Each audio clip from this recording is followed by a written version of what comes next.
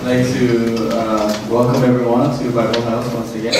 And we're going to continue with the fourth book in the History of Dungeon series, the Mysterious and Profound, what is it? God's Profound? The God's Profound and Mysterious Prophets. Sorry about that.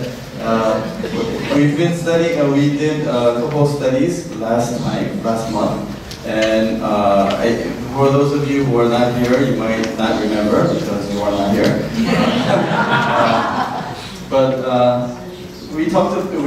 This book is covering basically the second 14 generations in Jesus' genealogy in Matthew chapter 1. So Matthew chapter 1 genealogy is divided into 3 sections of 14 generations each. And the second set of 14 generations begins with King David. From King David all the way down until the deportation to Babylon. And so you can kind of imagine what kind of kings we are speaking about. King David was a good king. He was an exemplary king.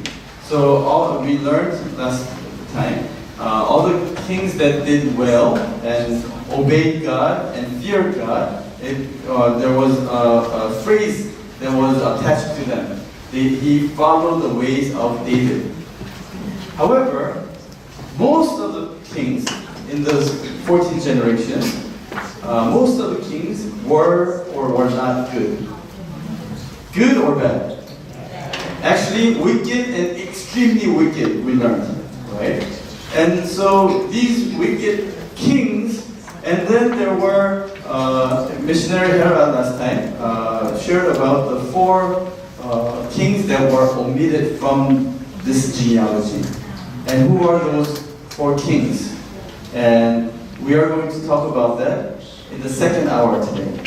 But, so we will continue that, but at this time, I'd like to share with you about the theme that I emphasized last time. This entire genealogy is about emphasizing and restoring God's sovereignty. God's sovereignty as the King of Israel, the King of His people. He's the King of all kings. However, the Israelites sought to have human king, and so they appointed or enthroned King Saul, who ended up disobeying God and losing the Spirit of God. Right? 1 Samuel chapter 15 tells us that the Spirit of God left him. Right?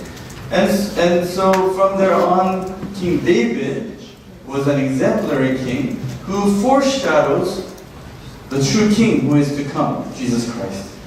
He's a type. He's not the one, but he's a type foreshadowing there will be a true benevolent king of all kings who will come. And so the rest of the kings are supposed to uphold the sovereignty of God and teach the Israelites, I am, just like David. David's confession was, in his life, I am the king of Judah, of Israel. However, I follow my king, the king of kings, who is God. And every time I do things, I have to ask my king, my God. Right? That's what David taught his people. And the rest of the kings are supposed to reign in such a way. However, they did not do that. Just like us in our life. Right? Just like us. We sometimes take control. We try to reign over. We try to govern. Forgetting that there is a king in my life. So this God is trying to establish His kingdom through His people, amongst His people. And this kingdom is eventually foreshadowing the actual kingdom of God, the New Jerusalem that is to be given to us in Revelation 21. Right? And that kingdom, Jerusalem, New Jerusalem, is a city, but at the same time, what is it? It's a temple. It's a presence, it's a dwelling place of God. So it is a kingdom at the same time as God's house, which is a temple, holy place. Just like Jesus is king, at the same time, he's the high priest. Do you understand? Another main subject that this book, fourth book, deals with is the temple subject, theme of the temple, the house of God. And it is King David who was blessed by God because he decided to build the house of God. We read those verses last month. 2 Samuel chapter 7. Is it 17 or 7? 7. Chapter 17? 7, right? 7. Okay. And King David says, I live in a nice palace, but my God is in a tent. Up until then, where people went to worship God was the tabernacle, which is a tent. And he said, I want to build my God the house, his house. And even before he started to prepare the materials to build the house of God, God heard that and he said, I will bless you. I will bless you with eternal kingdom. Your son will reign over. Your sons will reign over this kingdom forever. At the same time, he's prophesying and making a promise about the Messiah who will come in the line of David to be the eternal king over the eternal kingdom. And so today I'm going to share with you about the mysteries of Solomon's temple. Mysteries of Solomon's temple. What is it that about this temple that God was so happy to hear that David wanted to build it? And what's the importance? So,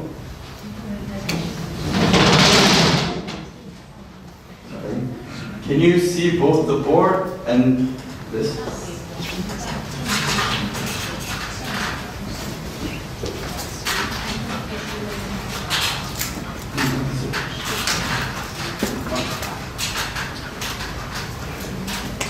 If you bring up the board so close, you won't be able to see the verses, right?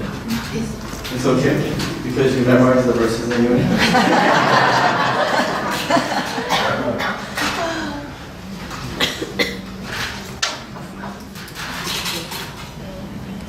Now I cannot see my notes.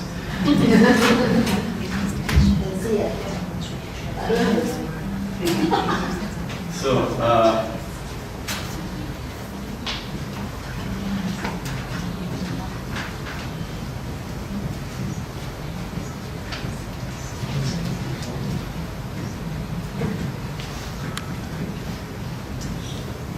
you might be wondering, why am I not using the iPad? I'm going to be drawing a graph, and it'll be more visible this way. It'll be easier. First of all, the importance of studying about the temple of God, especially Solomon's temple. Why is this so important? In the history of redemption, from Genesis all the way to Revelation, scholars can even say the history of the Bible, history of redemption, God's work of redemption, is history of building his house. In Genesis, the Garden of Eden was formed by God himself, but destroyed because of disobedience and disbelief. So temple is dwelling place, God's dwelling place. At the same time, the reason why temple is important is it's a place where we also, human beings, God's people, can also enter and find themselves dwelling with God. So it's a place on earth where they can find God. But because of the sin, they were banned from this garden, this presence of God. And so from there on, they needed to sacrifice and they needed to build up the house of God. And so 10 generations later, through Noah, God says, build this theme of building. build an ark? Why is this a temple? Temple is a dwelling. During the flood, during the judgment, this is a place where, and even through the construction period, this is where Noah was able to find God's presence. And God used this Noah's ark for the work of salvation and judgment. Matthew chapter 24 verse 37 tells us that the coming of the Son of Man, speaking about the second coming, will be just like the days of Noah. And I believe the church of the end time, our churches, your church, we are building up this spiritual ark of Noah through which God will save His people. And also, at the same time, through the judgment. Those who are in it will be saved. Those who are out, judgment. And after that, God builds the house of God within Abraham's family, with Abraham's descendants. That becomes the nation of Israel through Jacob. And Jacob finds the blessing of Bethel, the house of God, right? And then through Israel in the wilderness and through Moses, God establishes the tabernacle.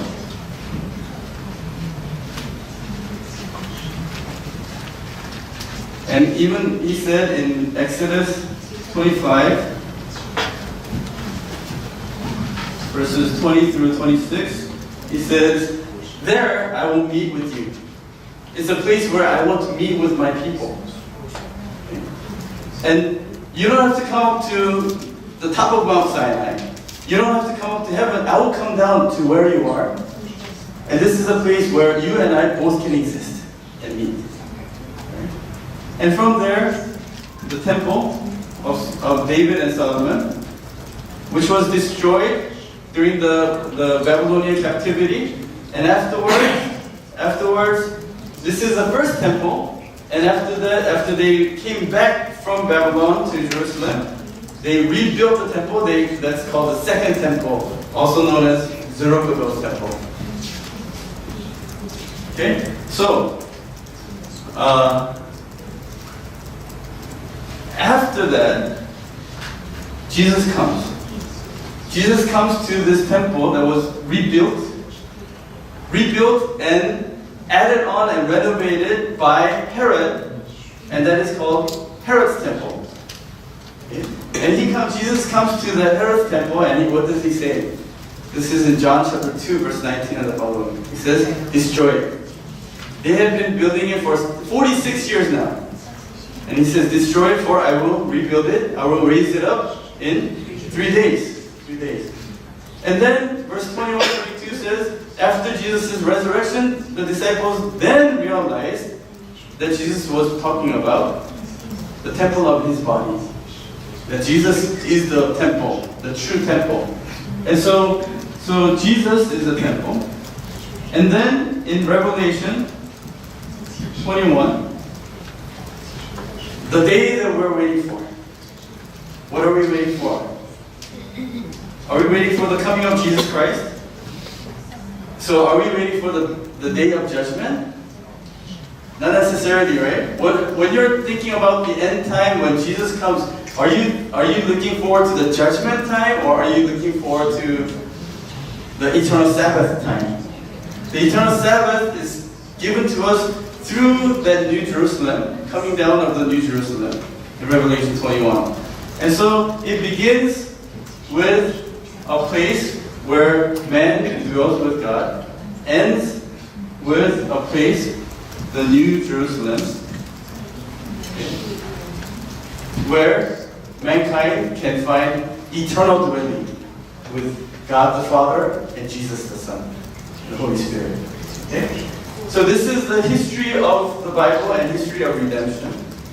And in this, the building of it is very important. God emphasizes throughout the Bible the importance of building. So, how does anybody remember how long Noah lived? How many years? 950. 950 years. Out of the 950 years that he lived, which chapters of the Bible talk about Noah? Genesis chapter. He appears in chapter 6. In verse 8 and 9 it says, "But Noah found favor in the eyes of God." Right? He was blameless during his time, and so on. He walked with God. All the way to chapter 9. Right? Because chapter 10 speaks about the genealogy of Ham and the building. Chapter 11 starts to talk about the Tower of Babel and so on. So chapters 6, 7, 8, and 9. Okay? Out of them, chapter 6 is about God calling Noah, giving instructions about building the ark. Chapter 7, he builds the ark and he's staying in the ark through the flood. Chapter 8, the flood comes to an end. He comes out of the ark. Chapter 9 is a little bit about the time when after he came out of the ark. And that's it. So mainly, the whole story is happening. Most of the written content in the Bible is about Noah's time when he built the ark, when he was living in the ark, when he came out of the ark. The rest of the 950 years, how many years is that? From the building of the ark all the way to the flood? 120? We talked about in Genesis genealogies. It might be less than 120. Out of the 950 anyway, that's a very, very small portion of his life that God focused on. Tabernacle. The Temple of Solomon. King David's entire life, in becoming king, after becoming king, what did he do mostly? What was war? Somebody said war. He spent most of his time fighting to push out the Philistines. His life was miserable. First, he goes through misery because of Saul. Second, because of Absalom. Third, because of the Philistines and all those fightings and wars. And finally, there's peace. Unified kingdom. And what does he do? As soon as all the darkness, all the enemies are pushed out, what does he do? He brings back the ark. Right? And he says, God, now your presence is here. I want to build your house. So all that hard time, all those times was for the purpose of building the house of God. And all the great blessings he received because he had the heart to build the house of God. Acts chapter 13, verse 22, God says, David is a man after my heart, my own heart. Meaning, he knows what I want. He knows what I want. I use that phrase once in a while with my wife or my kids. Even before I say I want something, they bring it to me. I say, you are a child after my own heart. I'm not bringing down God's reputation like that, but I feel like that when I read that verse. God says, when I saw this man, David, after my own heart, almost like this man will do what I really want. He knows exactly what I want, and he is able, he has the faith to do it. And when David said, God, I want to build your house, God was so elated, so happy. Here's all the blessings. Right? And another thing about these temples, God gives enough evidence in the Bible to talk about how long it took to build them. Okay. Noah's Ark, okay. The Garden of Eden God formed, okay. The tabernacle in the wilderness, okay. The Temple of Solomon, which we're going to talk about today. The second temple, Temple of Zerubbabel, we can find out through the evidence in the Bible, and which is in the next book, the 5th book, how long it took for them to rebuild. And Jesus said, I will rebuild, raise it up in 3 days. Somehow God gives these time periods of building the temple. If the temple for us is the ultimate temple that we want to build up, is this. Although we are not the ones building it up, Revelation 21 verse 1 and 2 says, the temple, New Jerusalem coming down, was like bride made herself ready, adorned for the groom. Who's the bride? The church. So God is reforming the church into New Jerusalem, right? And so this is the ultimate temple that we want built. We want to see built, and we want to enter in. The question is, your question is, when is this going to be? Isn't it? When is a big question. If it's going to be 100 years later, I'm not so interested. I probably won't be around anyway. We were trying to, we were looking for a place to move our church, and in Singapore there's a lease, right? There's freehold and there's a how many year lease, and it was a 30-year lease, and one of our more elderly elders said, I don't care, go anywhere, because in 25 years I won't be around anyway. It doesn't have to be freehold. Sorry. But if this New Jerusalem is too far-fetched and too far away, we won't be interested. But we have the hope that this might be in our lifetime. Then our question is, how long do I have to go through this agony and difficulty to build myself up, right? And to build us into the body of Jesus Christ. It's not easy. How long is the big question? How long do you think? We don't know. We don't know. But somehow, throughout the Bible, God is very interested about how long it took for them to build these houses. Maybe these might give us a clue. Right? And how? So, I don't have much time to go through all the rest of the points. But, we'll do the important. How long did it take for Solomon to build a house?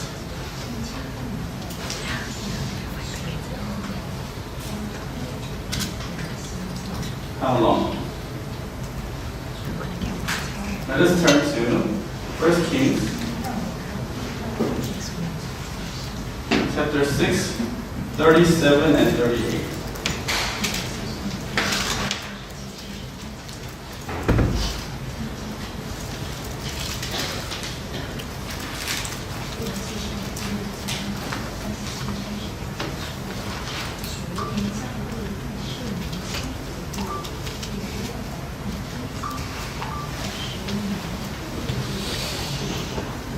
Kings chapter 6, verse 37 and 38, I'll read it for you.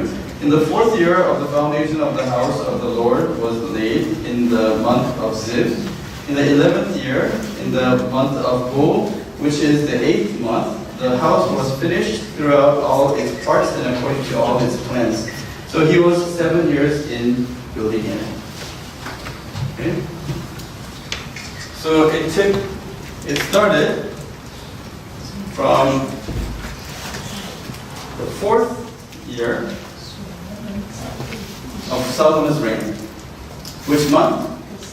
The month of Ziv, which is the 4th year, 2nd month. All the way to the 11th year. Which month? The month of Bul, which is the 8th month. How long did it take? Can you do a quick calculation? 4th year, 2nd month to 11th year, 8th month. Simple subtraction. 7 years and 6 months. To us, it's no problem. But to the original Hebrew readers who live in that culture, especially in the biblical times, this is a problem. Why? The Bible says he was 7 years in building it. Why? Because the biblical and Hebrew way of calculating years is inclusive, rounding up.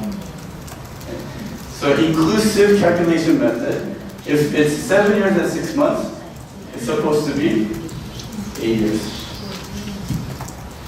But the Bible says 7 years. So there's a discrepancy in the Bible. You might say, oh, you can count that, round it down. Round it down, it's actually, if you count the second month, it's more than 7 years and 6 months and a few days. It's more than half the year. You cannot round it down. And the Hebrew way is to always round it up. Remember, when did Jesus die? On the cross.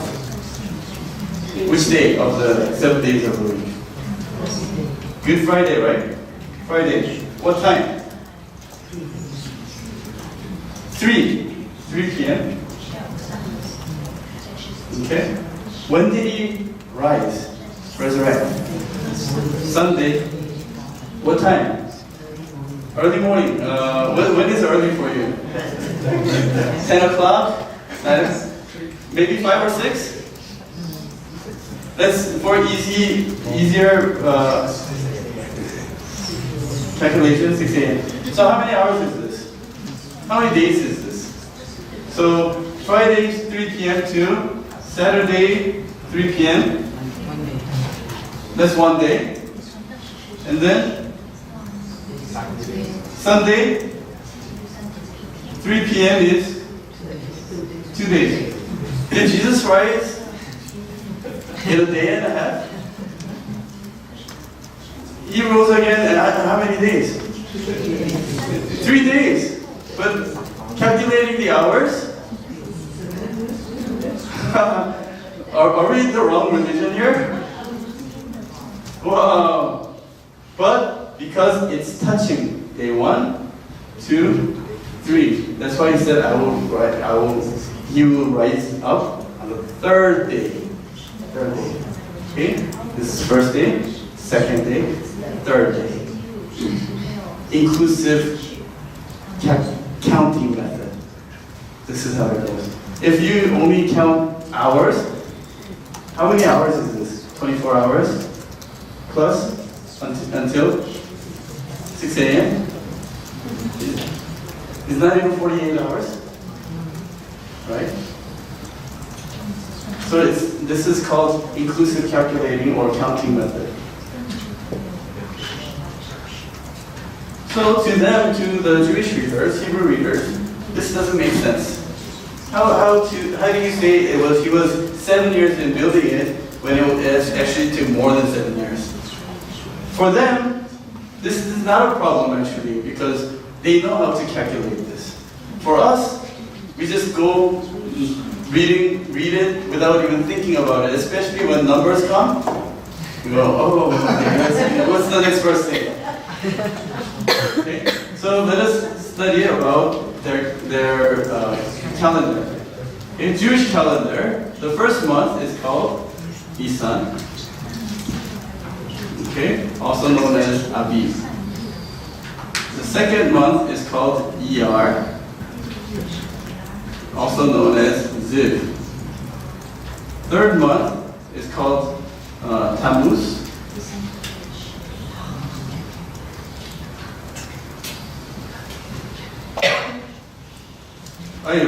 Sivan, okay, Sivan. And fourth month is called Tammuz. And fifth month is called Av. Sixth month, Elul. Seventh month, Tishri, or it's also known as Tishri Ethanim. Okay. Eighth month is Marqueshvan. Marqueshvan, also known as Bull. Okay. 9th month, Kislev. 10th month, Tebet. 11th month, Shabbat. And 12th month, Adar.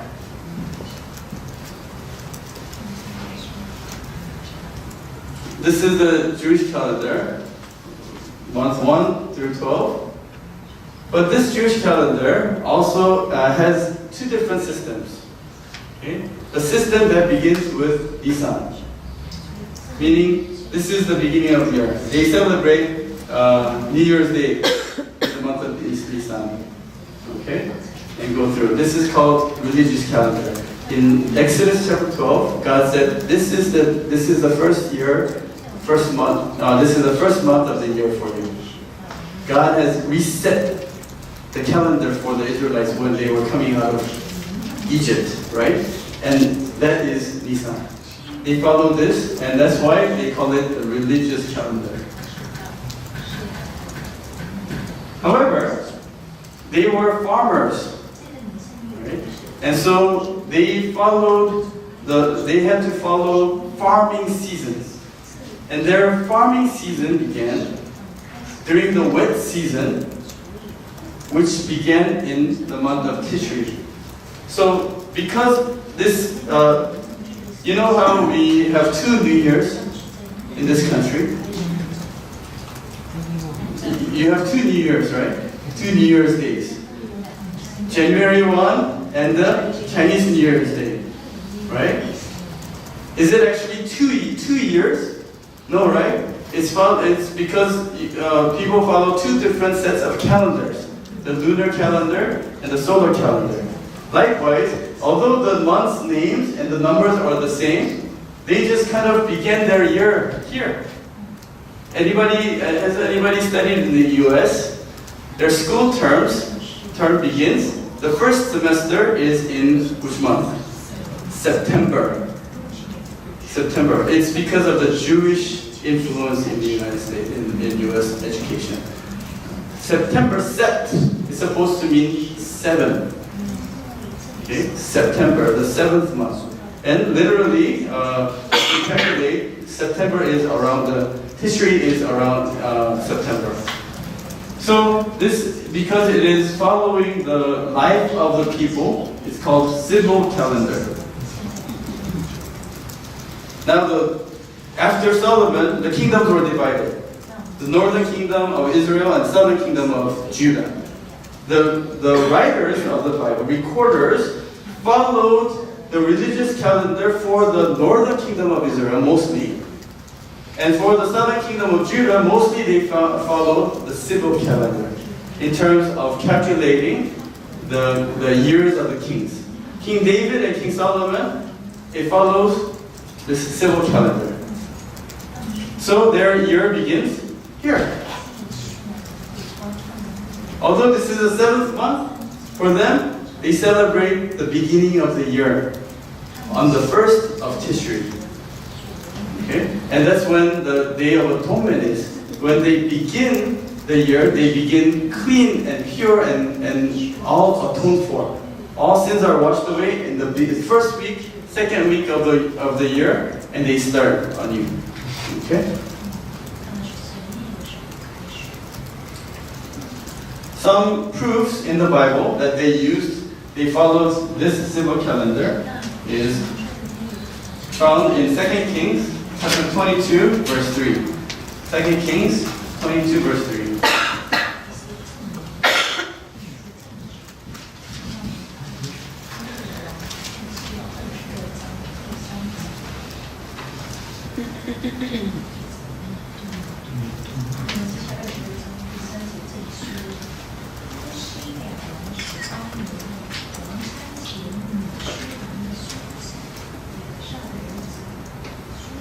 Second Kings 22:3, it says, "Now in the 18th year, King Josiah, the king, sent Shaphan, the son of Azaliah, the son of Meshullam, the scribe, to the house of the Lord, saying, Go up to Hilkiah, the high priest, that he may count the money brought into the house of the Lord, which the doorkeepers have gathered from the people. Let them deliver it into, verse 8, then Hilkiah the high priest said to Shaphan the scribe, I have found the book of the law in the house of the Lord. And Hilkiah gave the book to Shaphan, who read it. Now, this is King Josiah. You know about King Josiah. He's one of the good kings that did a great reformation. Destroyed all the shrine and took out the idols and restored the worship of God in the temple. It all began when they found the book of the law, which is the Torah, in the temple. Right? They were not reading it, so they did not even care about where the book was. But as they were cleaning the temple, they found, coincidentally, or by the providence of God, found the book. And Josiah said, wow, make sure that everyone in the nation hears the reading of this book and studies this book. And from there, the Reformation began. How he went through all different regions, destroying the shrines, re-establishing the altar of God. How long do you think it took? Let us turn to, this is in the 18th year, right? Verse 3, it says, in the 18th year of King Josiah. Okay? It doesn't say which month. And then, let us turn to chapter 23, verse 23. But in the 18th year of King Josiah, the Passover was observed to the Lord in Jerusalem. This is after all the Reformation. Finally, he observed the Passover. Do you see anything wrong with this picture here? In the same year, 18th year, he went through all the regions and went through the Reformation and all that. And after finishing all that, he observed the Passover. When was Passover? Which month? Month of Nisan. Which day? 15th day. They celebrated. That means he found the book in the 18th year, sometime in the 18th year, and did all the Reformation and did the Passover. How many days does it give him? If we follow this religious calendar, it gives him 15 days to find the book, go through all the Reformation, rebuild all the altars, and observe the Passover. Is that enough time? So, this is a proof that if the 18th year began here, he had 6 months, about 6 months to do all that. Makes more sense. Some of you might say, no, maybe he did it really fast. How can you really tell? So here's another proof. Nehemiah chapter 1, verse 1.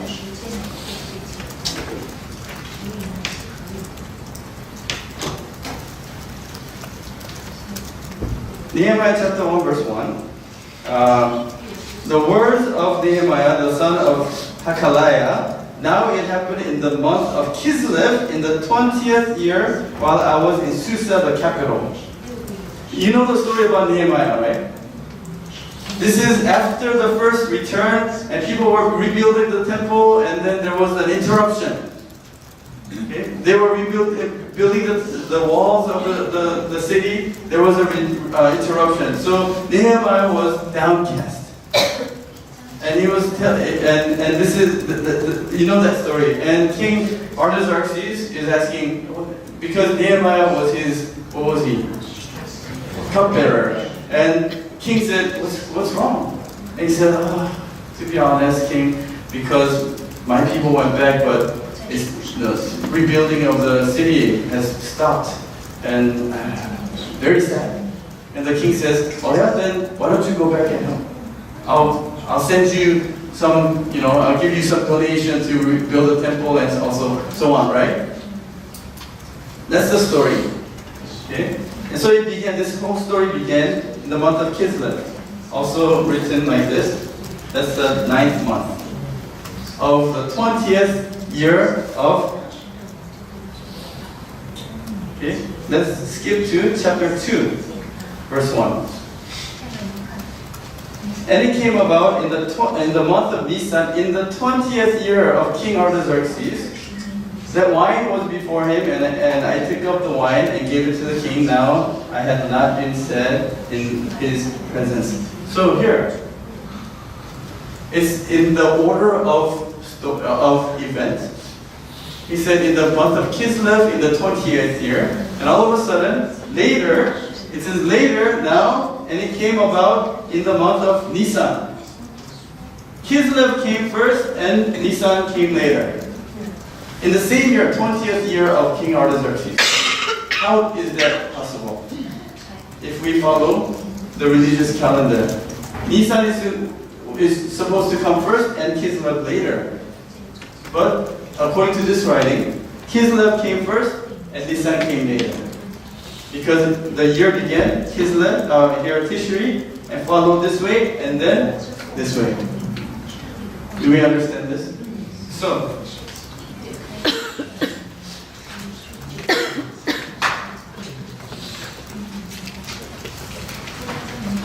let us build the Temple of Solomon.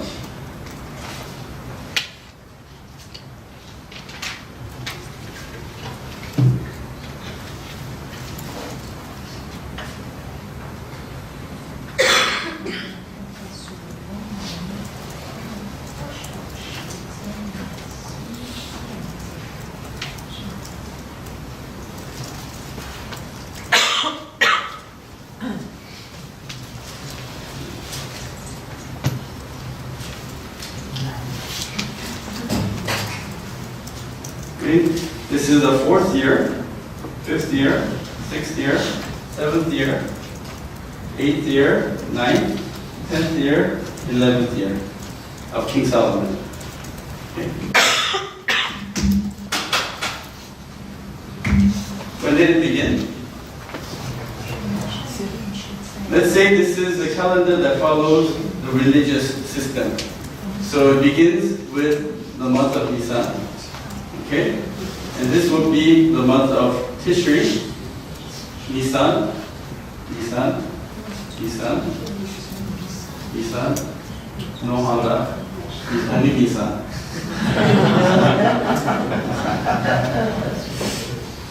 Okay? So, if this is a month calendar that follows the religious calendar, it began in the month of Ziv, which is the 2nd month, the month right after Nisan. So it would be around here, right? So that would be the start, beginning. When did it end? In the 11th year of his reign, in the month of Bul. So that is the month right after Tishri. So this is Tishri, and this is the month of Bul. That's the end. So if you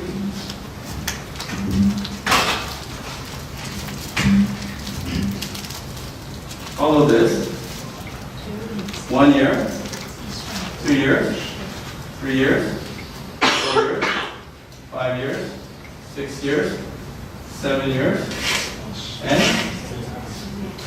maybe 6 months. Still 7 years and 6 months. But because the Bible is written according to the civil calendar, in this account, civil calendar begins here,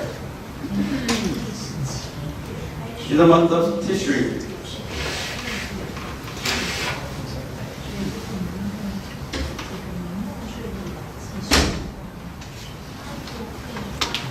So, month of Tishri.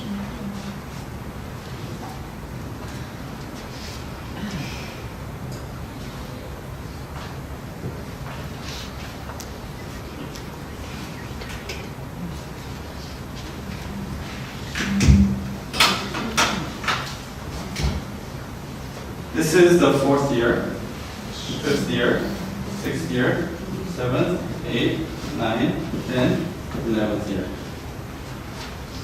This is Tishri. This is Tishri. Tishri. Save time, I won't write it. But according to this calendar, in the 4th year, month of Ziv, where is the month of Ziv? The 4th year. This is Nisan. Month of Ziv is right after month of Nisan. So,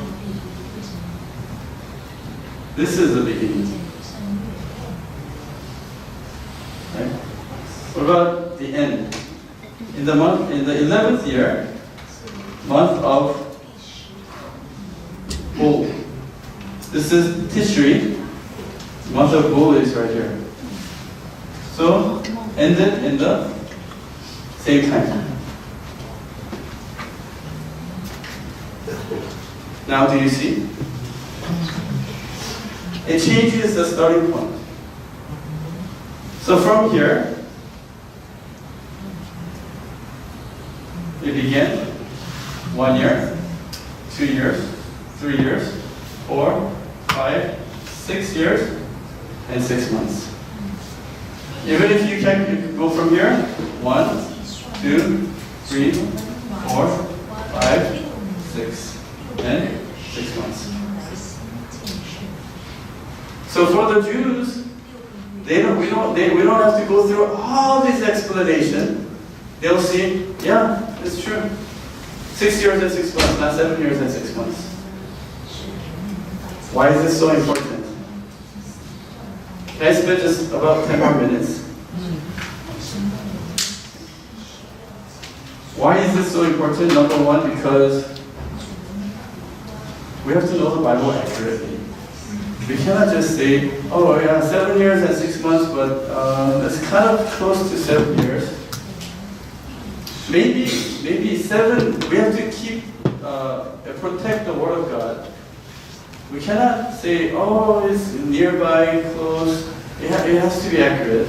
And 7, number 7, and the duration of 7 is very important. Maybe not to us, but especially for the Jews.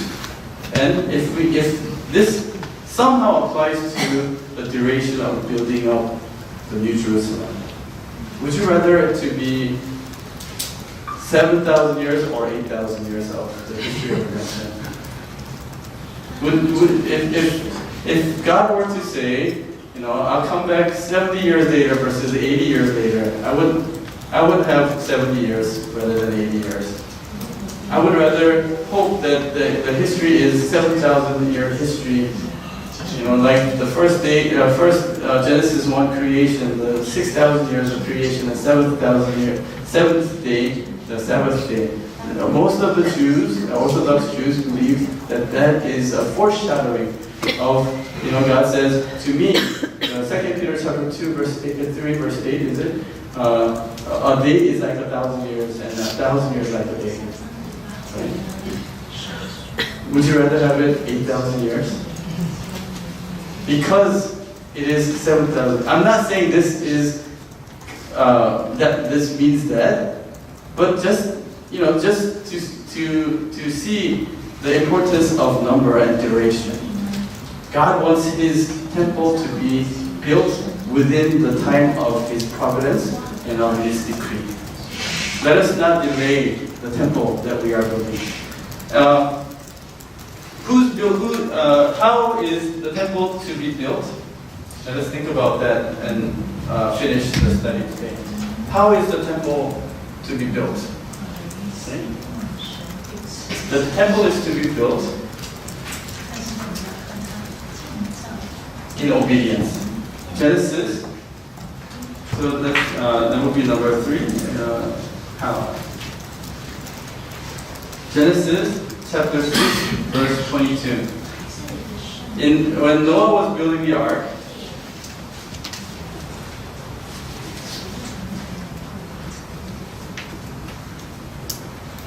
Genesis 6:22. Thus Noah did according to all that God had commanded him. So he did. Exodus 39 verse 32. Exodus 39, 32.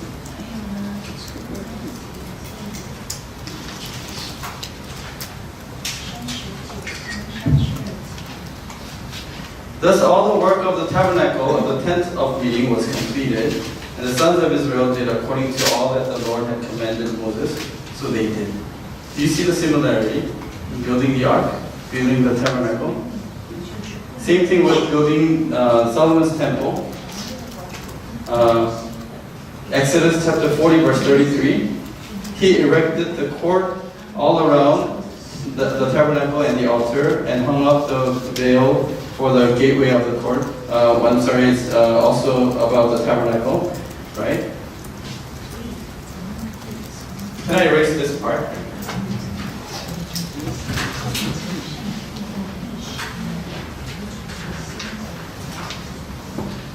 So I pray that we may be able to find obedience. The Garden of Eden, that temple was destroyed because of disobedience. God wants to establish His temple through the obedience. Obedience only comes when we believe. And obedience doesn't only happen in the heart or in the mouth. We can say, and Jesus talks about it. Father says to the two sons, can you go out and work for me or do something? The first son says, yes. The second son says, no. But then, who's the one that actually goes out and does it? Who's the one that really obeys? We many times say, I will do it with our lips. But something about this obedience, it needs to be carried out through faith, obedience, and action. Like Abraham, Isaac, and Jacob. And so, where was this? Number 4 is where? Where was this temple built? The Solomon's temple. 2 Chronicles, chapter 3, verse 1.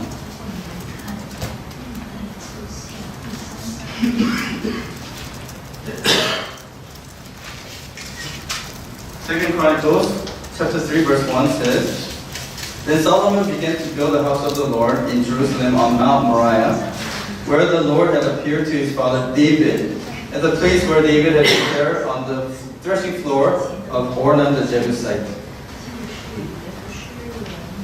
So, where was it built? First, it is described as Moriah. What happens here at Mount Moriah? Abraham and Isaac, right? This is the place, foundation of faith and obedience right there. Right? Second, it says where King David, his father David, okay, the threshing floor of Ornan or Araunah, right? What happens there? It's a place of David's repentance. King Solomon built the temple upon the faith of King David. King David prepared everything. Upon that faith, Solomon built. Upon the faith of Abraham, his son Isaac gave himself as a sacrifice. Right? And so here we see father and son relationship here. And Jesus says, when you build a house, you have to build a house on the rock. Right? In Luke chapter 6, verse 48, and Acts chapter 4, verse 11, I will just read it for you. He is the stone which was rejected by you, the builders, which became the chief cornerstone. Right? Speaking about Jesus, we are the ones God has told us to build up the kingdom, build up our churches. 1 Corinthians chapter 3 verse 16, chapter 6 verse 19, these two places tell us our body and our heart is the temple of the Holy Spirit. So may you become the temple that is to be built up. May your family and your church be the temple that is to be built up. Together, we have many churches represented here. May Singapore be built up as the temple of God and the dwelling place of God. A lot of people come to visit Singapore these days. I have many friends in Korea and US, they all want to come and visit. You turn on Korean TV, there's always Singapore food channel. You go to Singapore, you can eat this food, that food, you can eat all the world's food in Singapore. Just go to Singapore and you will find all the good food. True, I think it's very true. They all want to come to Singapore for some other reason. They want to come to Singapore and go to Sentosa because Trump and Kim Jong-un were there. Really, literally. The plane ticket price was skyrocketing the week after they were here, from Korea to here. But our prayer is, may Singapore be a place where whoever comes will be able to meet with God. Amen? Isn't that our dream and goal? So we need to find this place. And that place is the rock. Why? Because Moriah, right now we go to Jerusalem, the temple dome, the golden dome, inside it is the rock that is known as the rock of Moriah. Right? And when Jesus says, you have to build a house upon the rock, all the Jews know he's talking about this. You have to build the house of God upon this rock. Solomon built the house of God upon this rock. What is this rock?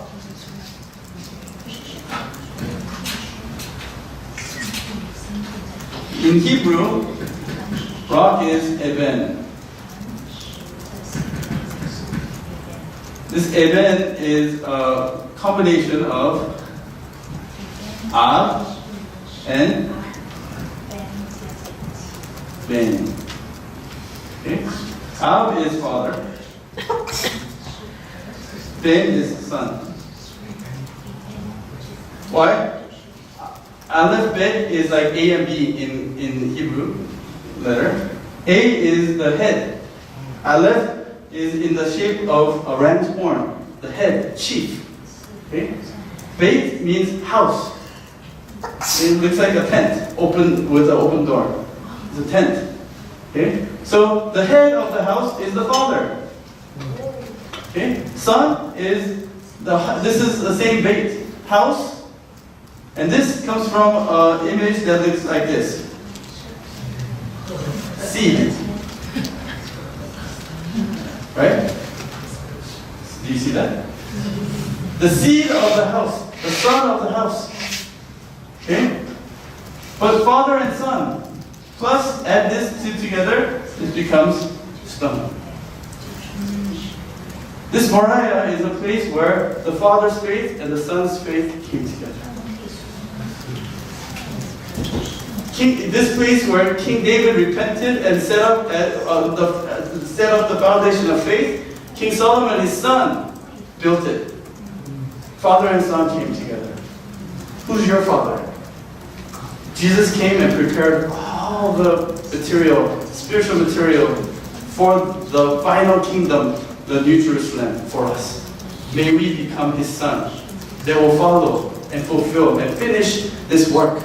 Of course, we cannot do it. He's with us through the Spirit. And through that Spirit, we become one. Right? Apostle Paul told us again and again, we are one body in Jesus Christ. He's the head, we are the body. We become one through the Spirit, then we become the rock upon which he will establish his eternal kingdom. May your house, your body, your life, and all of us as one church of Singapore, may we become that rock upon which he will build his eternal kingdom. Let us pray.